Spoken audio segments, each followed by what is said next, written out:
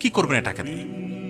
যদি কবর নিয়ে যেতে পারেন, আখেরাতে কাজে লাগে, তাহলে তো একটা ব্যাপার ছিল। তা তো পারবেন না।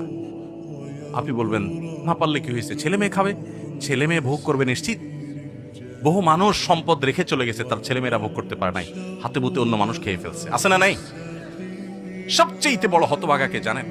আল্লাহর জমিনে সবচেয়ে বড় দুর্ভাগা, সবচেয়ে বড় বেয়াকুব এবং নির্বোধ মানুষ হলো সে, যে যাদের জন্য চুরি করবে তারাও সে দায় নিবে না। কিয়ামতের দিন ছেলে আয়সা বলবে না, আব্বা চুরিদারি ডাকাতি 2 নম্বরই যা করছেন, ঘুষ সুদ যা খাইছেন আমাদের জন্যই তো খাইছেন, আল্লাহ আমার আব্বারা জাহান্নামে দিয়ে না, আমাদের নিয়ে যান।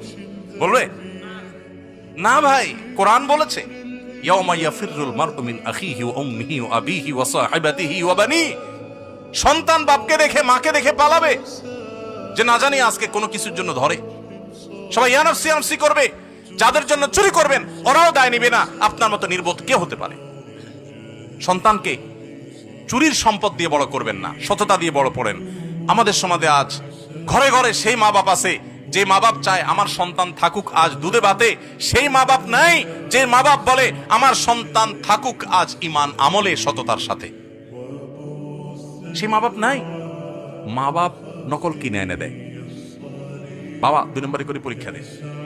যেই মা বাপ সততা শিখাবে, সততার সংকল্প করাবে, সেই মা বাপ চুরি শিখাচ্ছে। এজন্য সমাজের রন্ধ্রে রন্ধ্রে, খাঁজে বাজে, কোনা কাঞ্চিতে সর্বত্র দেখবেন চোর আর চোর উৎপাদন হচ্ছে, দুর্নীতিবাজ উৎপাদন হচ্ছে।